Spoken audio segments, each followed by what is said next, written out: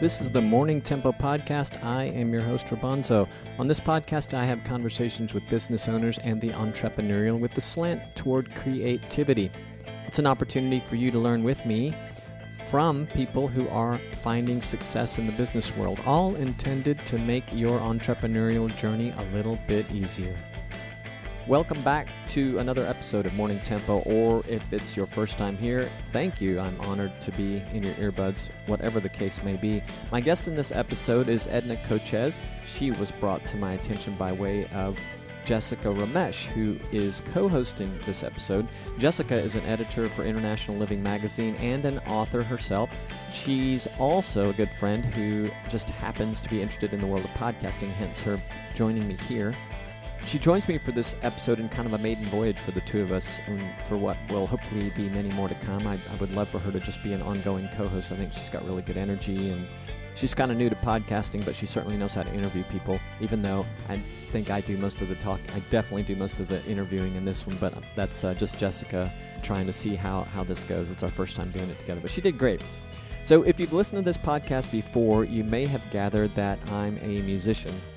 You may have also gathered that, or what you may not know, I should say, is that I'm also a freelance web designer specializing in functionality, user experience, and security. So if you're a business owner or nonprofit thinking about a new website or redesigning the one you already have, contact me for more information. You can drop me a message at morningtempo.com, where you'll always find many ways to reach me there. You'll always find many ways to reach me there. You can introduce yourself, get a quote, ask me questions. I'm here for you. Again, just visit morningtempo.com to contact me and learn more about web design by yours truly. So Edna Cochez is a fan of experiences and learning, and she loves combining those two things. She is a chef, a baker, a mom, an entrepreneur, wife, and a friend to many.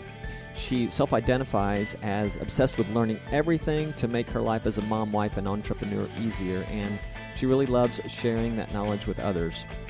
She's been in business for over 17 years, supplying the best coffee shops in Panama City with all of her wonderful creations, and she has studied at the San Francisco Baking Institute, King Arthur Flour Baking Center in Norwich, Vermont, Zingerman's Community of Business in Ann Arbor, Michigan, the American Institute of Baking, Notter School of Pastry and Arts in Florida. And you know what? I think that's two places, but I'm not sure. The American Institute of Baking and Notter School of Pastry Arts in Florida. And if they're not two things, forgive me for those of you who know better. And for those of you who said, why the hell didn't you just look that up? And also Marie Forleo's B School. She's a graduate from that. In 2019, she was the only permanent female judge for Top Chef. You've heard of that show, I'm sure. I hope. More recently, she's directed her attention to trends, marketing, digital strategies, video, and communication in order to transform her experiences into content of value. So I say she's directing her attention that way because she's really a baker at heart. She loves creating food-related things and sharing that with other people and teaching, but she's learning all this other stuff too, and she's discovered, that she likes some of them, particularly marketing, I believe, all to create support for people who, like her, have felt limited by where they live, what we decide to study, or what those around us say. These barriers can be overcome if you have the desire and the ideal education tools. That's what Edna says.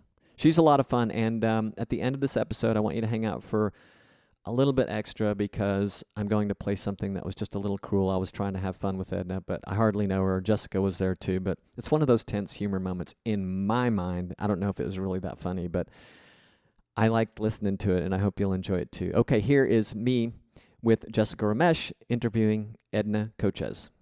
Thank you, Jessica, for introducing us. How did you two meet? I don't really remember the day.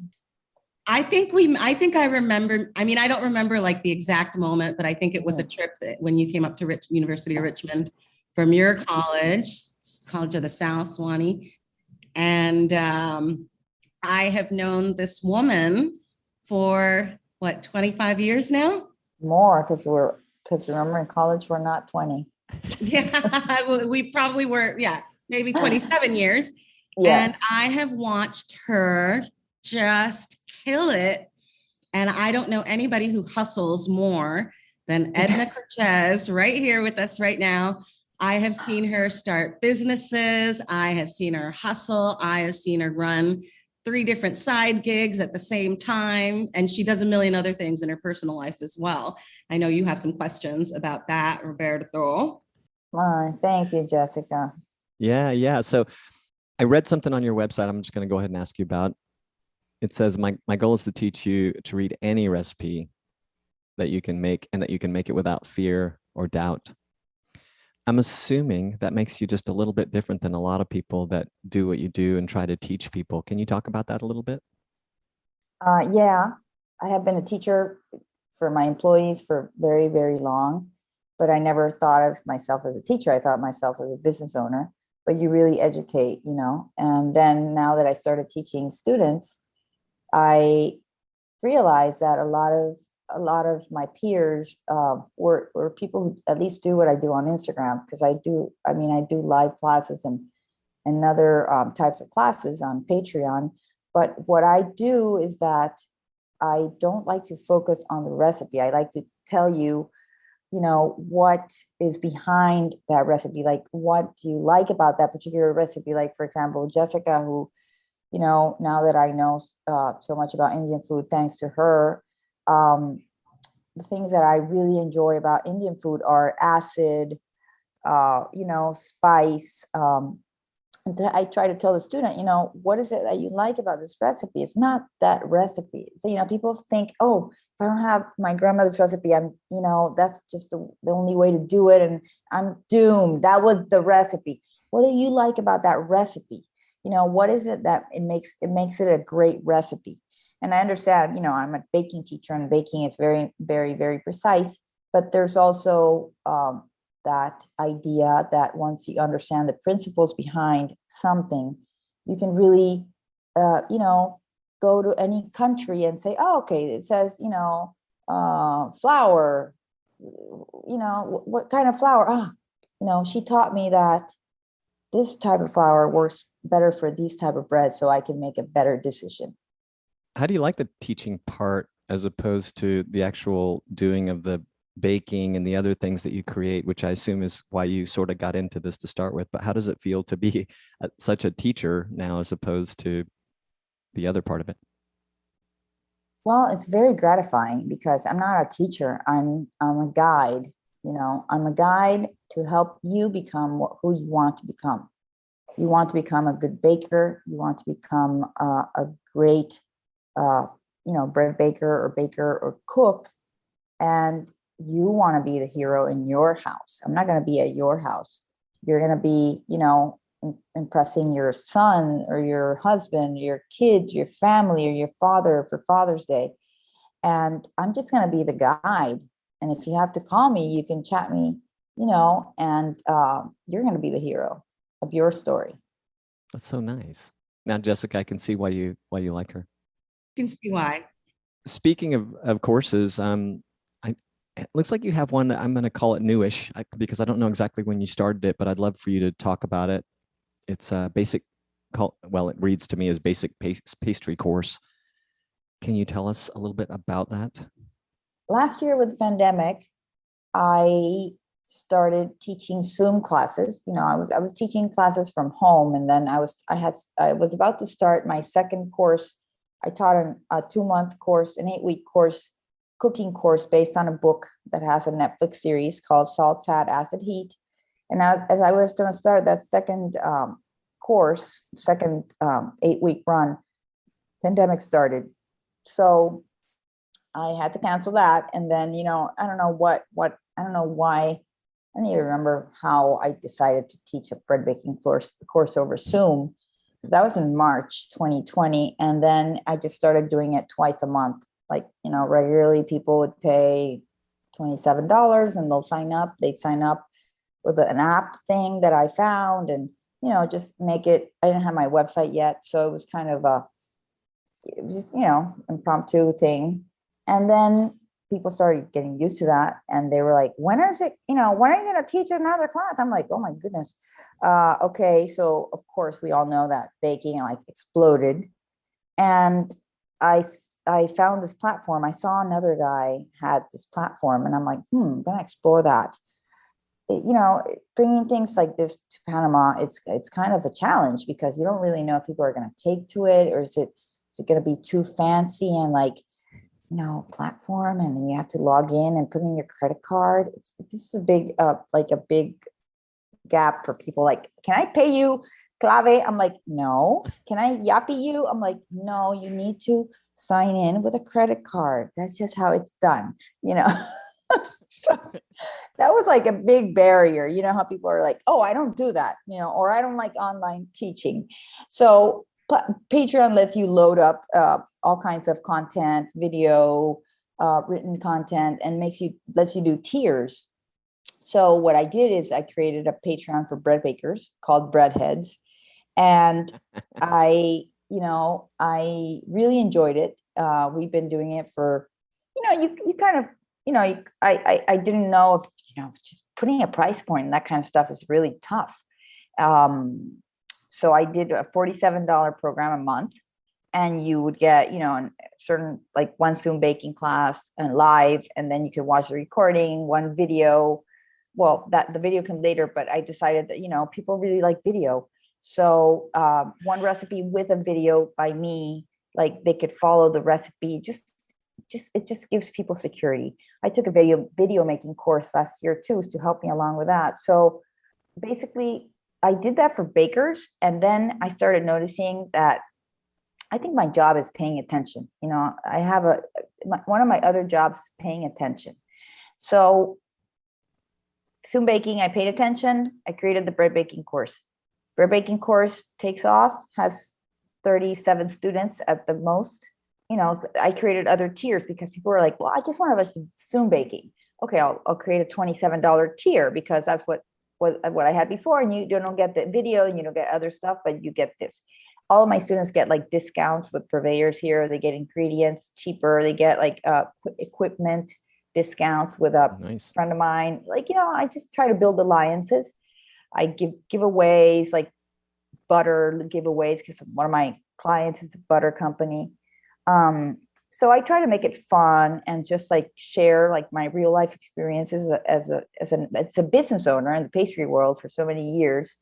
And now I decided to create the pastry course because, holidays are coming, and I work with certain clients like Nestle condensed milk and other products like that I love. And every time I would post stuff, I would pay attention. I would say, the metrics on these posts are really good. People really want to know. People have no idea how to make a flan or how to make a cheesecake, or, and it's just things that, I know, but you don't really want to learn.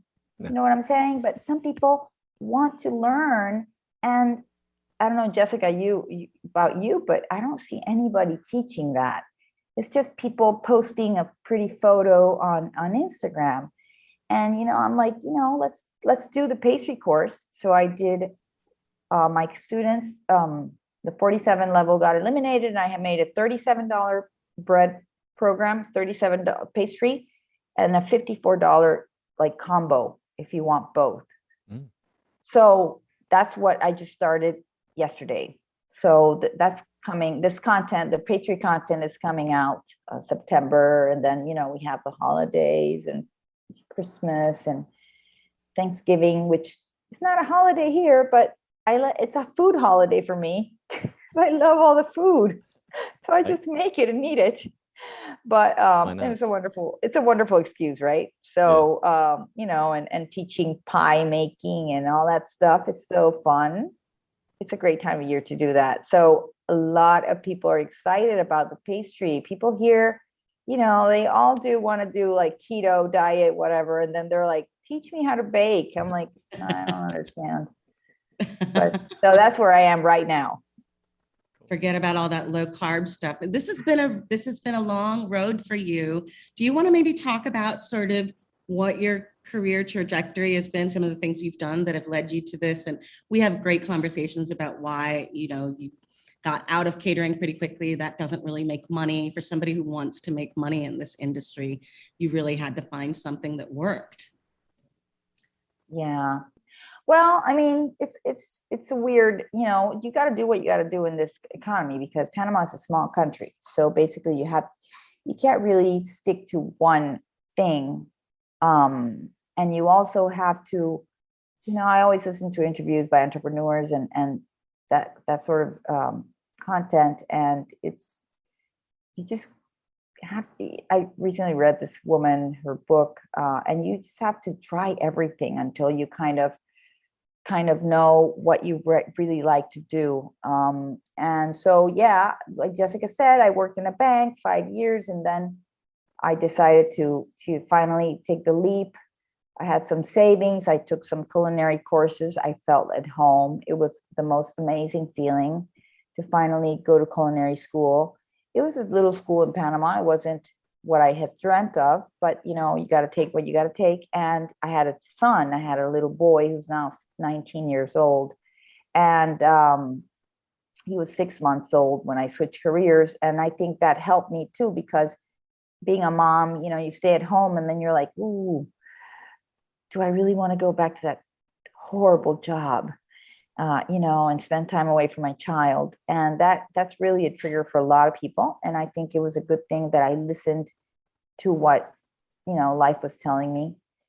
Then I went to culinary. Then I was in that culinary school and I was breaking bread. And I asked the owner of the school, like, can I use your oven to, bake bread for this restaurant and they asked me to make a menu. It was my first menu. It was like, oh my goodness. So I made this menu for this restaurant, this entrepreneur. And that was my first deep dive into the crazy world of costing and, like menu development. And then the owner of the school said, we're starting a business. Do you want to join? It's 4 of us. You'd be like number 3. I'm sorry. You'd be number 3, me and my brother. Dell has a call center in Howard. We call it Howard back then. In Howard Air Force Base, and they would like to have an indoor cafeteria, but they can't have a kitchen. We're going to cook from here. We're going to drive it to Howard, which is felt like it was a million miles away. We did that for 3 years. And then Dell said, it's too expensive. We really want cheaper food for our employees. So that basically almost made me shut the company down, because that was my, lifeline. That was my contract. They had 2,000 people working there. So at that point, most of the other 2 partners had just lost interest, and I stayed with the business. And that business grew. I basically had to start it over again when Dell left, because I had discovered that some people who had tasted the products in Dell wanted to buy them for their coffee shops. But the business model wasn't very clear to me at that point, because nobody taught me about wholesaling. What the heck is that? Like this whole concept of, I had never taken a business course. I studied political science in university. I mean, nothing. I had no background or anyone to ask. So basically it was just asking people and observing and paying attention as to what were people doing. And then that was about until 2003, I opened that business. It was called Bistro. And then I ran it until, it was a wholesaling business. Just for example, imagine a little house. I bought a little house, we moved it, and the highest amount we sold, I just think it's kind of crazy, because it was a little house in Parque Lefebvre. We used to make handmade empanadas, okay, among carrot cake and danishes and all kinds of pastry things for coffee shops, because the business for Dell grew into coffee shops. What year was this, by the way? This was the year 2008, 2006. I started growing this other group of clients who wanted this for their cafeterias, because you understand the whole coffee shop boom was a global thing. So I started to grow with my clients, And I did a lot of catering and I did everything I could to survive, because at that point I didn't have enough wholesaling clients. There weren't enough coffee shops in Panama City. And, Dell had left. So I was always hustling, like Jessica says, like a crazy person, just trying to not lose this job that had allowed me to be a mom, because basically it was a daytime job for the most part. It was a factory. So that's what I really cherished about the whole thing, was something I had created for my lifestyle that gave me a salary. And, but at the end of the day, I'm like, we have to make money. I have to make it profitable. This thing about being, just scraping by, it's terrible. So I would, I just took a lot of courses. I read a lot of books. I tried to learn as much as possible from other people. A lot of people weren't willing to share their experiences in my field. And, I would have liked to have a mentor or some sort. I guess I did find some mentors like Charlie Collins, who's a good friend of mine. But still, I just felt that my business was different from most people's because it wasn't a restaurant. And then I opened a restaurant with my husband. I divorced and I remarried. That was a big change for me too, and how I ran my business, because my first husband didn't really believe in my business. He was always like, just go back to the bank, you make more money there. And I'm like, hell no. I'm not going back there. I hate those schedules. I hate not taking my kid to the doctor whenever I need to. If I need to, it's horrible.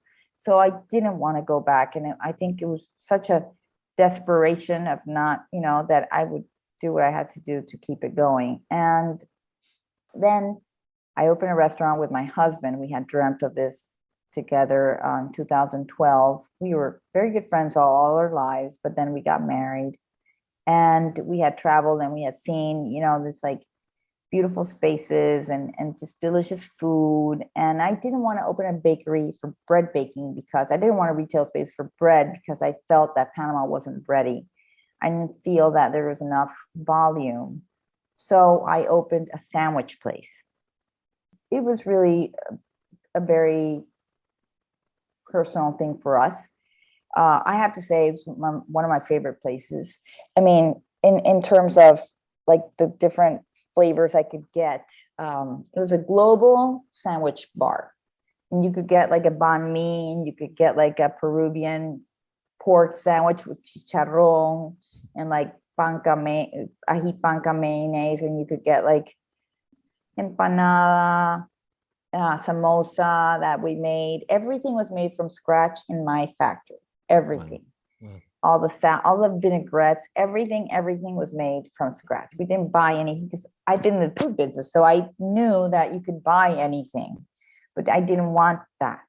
All the pastries, everything was made by us, all the empanadas, everything. So it was very personal. And in the end, it was a multiplaza. And I said, 3 years into the business, we're not making any money. We're just paying Multiplaza. And Multiplaza had by then had more competition, and it wasn't as full as it promised to be. So we shut it down, and they weren't very nice landlords. They charge you a huge amount of money. And I wasn't, I was just a little restaurant. I was like, I'm not a chain, so I told my husband, I said, this is BS, just shut it down. Yeah, malls are really tough on restaurants, right? Yeah. And they charge you 10% over sales too. It's just BS. But anyways, we left, and that was in 2016. And I mean, I don't know, it's kind of sad, everything else that happened. Then I met these partners, and then, a very big company, and they kind of bought my catering company, or my production company, and they just shut it down in December last year. So they didn't buy me out. They just partnered with me. And then it was kind of downhill from there, because Panama is a very curious market. It's a small market, but it's not all sad for me. It's been a ride. I have to say, it has been a ride. In 2018, I kind of felt that I had a lot to share with entrepreneurial people and just bakers or cooks or people who wanted to, who had gone through life experiences as I had. And I just had this feeling that I want to share what I'd done, and maybe it would help someone else. Like I hadn't been helped when I was in that stage. So I did my personal brand. I started my personal brand and I started my website, and well, not my website, my blog. I started a blog in 2018. I took a business course online by Marie Forleo. I don't know if you've heard of her, but Yeah. I took a B school course, and that kind of changed my whole life, I would say. Right, Jessica? I think that kind of, Yeah, we talked a yeah. lot about that, and you did some exciting TV appearances for a very big show as well. Yes, I've done everything. Yes. Top Chef called me. Oh, wow. Top Chef called me, and I did a whole season as a female judge. And that was pretty fun. So, I started kind of getting comfortable on video because I had never really been comfortable on video. I had never really been comfortable sharing my name, or, it's a hurdle. It's a hurdle for a lot of people. Sure. And it was for me. My businesses had never had my name on them. And then little by little, I kind of started to kind of like, oh, whatever, Edna is an old person's name, but who cares? And, there's no one An named awesome Edna. name. Yes. There's no one named Edna. They'll remember me at least. So, that's why I started to change that mindset. And then by the time that these, the new partners had, decided, I left the company voluntarily, but I stayed on as partner, but my heart wasn't in it. Let's just say my heart wasn't in it. So by the time I had left, I already had a personal brand. I was working with clients who I would pitch a campaign to, and they would say, okay, great. So thank goodness they said that. And, that kind of took off. Just, I don't like the word influencer, but you definitely need to communicate with your clients in a better way. And, brands are having to reformulate how they communicate with their clients. So I fill that gap for a bunch of companies. And, you have to hustle. Like Jessica says, no one's going to come knock on your door. Right. You have to go get those clients. You have to call people. So I was also a broker for a couple of years when I was in the bank. So I think that cold calling experience also helped. Like they say no. Who cares? And I found this girl, and we worked together. I found her when I did the blog, and it's really good to have, a good team member. So it's basically me and her, she and I don't know, Jessica, grammar. We'll take them both. Yeah. Okay. Thank you. And we just, we go after clients, or we have ideas and we pitch them to, that's what I do basically now. Like, for example, I have a client and he has a product, and I said, it'd be really cool to design a course for entrepreneurs, because it would really, serve that community, and you can get your product across, but you're really serving this underserved community of people who need to know these certain skills. And he's like, oh, great, fantastic. So that's what I try to do. Find the needs, a cooking course or whatever I feel that people need, and create a product that may have digital side, may have a video side, and now that COVID is kind of under control, I'm having these courses in my home for cooking, baking. Now we have the whole Patreon thing, but I'll do like a special course with a guest, like a guest baker who came into Panama. We had one about a month ago. We had a Gamboa pizza cooking course with one of my very good friends who's also a baker who lives in Gamboa. So, those like experiences, I like to create experiences for people, because I think people are up for experiencing things, right? Yeah, sure. Totally. And just for people that listen to this, everything you do content-wise is in Spanish, right? Everything I do is in Spanish. I just joined the Bread Bakers Guild of America as board of directors, and that is a very exciting. Congratulations. Thank you. That's a very exciting thing for me because they also have that thing, but they only create content in English. So I'm like, it'd be really cool to have, certain things available in both languages, because there are people who would like, content in both languages or one language and they can't speak the other one. And that'd be amazing to bridge that gap and help it, because, bilingualism for me has always been like a very important thing in my life, at least, being able to be in both worlds and feel part of both worlds is really a cool thing when you when you have that double language, that you just, it's one thing to speak a second language, but it's another thing to feel like you're part of that culture too, because for some reason we have that, blessing, I think, Jessica. I don't know, you know what I mean? Absolutely. And more and more, I feel like the world is really embracing the multicultural, multilingual approach to things. So yeah, this is a very exciting time for people who are Yes. multicultural and multilingual. Yeah. So yeah, definitely. I mean, I would like to create content, but I was also like, do I speak English in my Instagram? Like, I don't know. Sometimes I do both posts, but it's funny because a friend of mine who has a wonderful company who does some baking equipment, he was like, he answered in Spanish. I'm like, oh my goodness, Jim, I didn't know you spoke Spanish. He's like, no, that's Google Translate. So, hey, speaking I'm of like, Google, okay. speaking of Google Translate, I just thought this was funny in a nice way, but well, it was just humorous to me. And I don't know how if it was partly intentional or just accidental, but I put in Google Translate your tagline, which from your logo, con las manos en la masa. Uh-huh. Have you seen the translation No. in English? It's caught red-handed.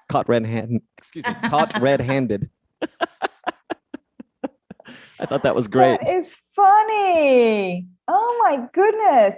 And people do use it that way in Spanish too, I think. Yeah. You can use it that way. But I mean, I never thought about it. That is hysterical. Like, because I would have thought that Google would translate like, literal translation, Yeah. which means with your hands in the dough. Depende. Yeah. That is so funny. Yep. Oh Okay. my There goodness. is one more thing I really want to ask, but if we have time and Jessica has one more thing she really wants to ask, please do. But I'm kind of digging here for something I'm always digging for on the podcast. It may not be as apparent as it sounds, but I would like to know what the favorite part for you is about the business, having been at it as long as you have and where you are today. What's your favorite part about it? Yeah, that's a tough question, but definitely just cooking. Anything that allows me, I've noticed that like the different times of the different moments of the business, in the beginning, it was only like 3 people and I, or 2 people and I, and then we started growing. The farther I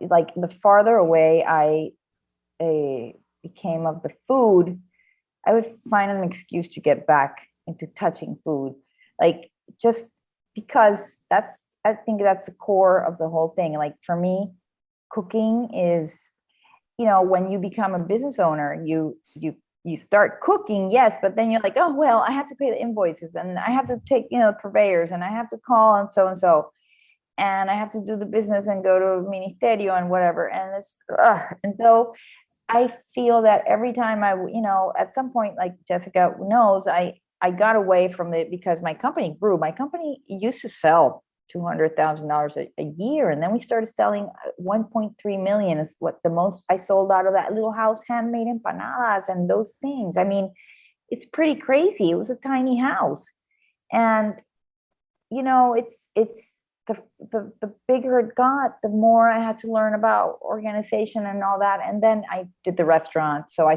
went back into food head first because I created the menu and And also I created the aesthetic with my husband.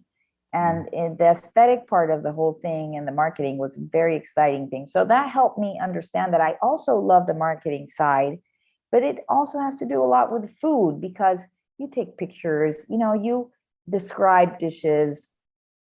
That's so important in a restaurant that Jessica and I are always complaining about, like spelling in a menu and like the ugly pictures is so important. So all in all, being like, that's what I feel that this course allows me to teach my favorite recipes and to be authentic in telling my students, so all the roads eventually lead me back to what I love the most, which is cooking and sharing food.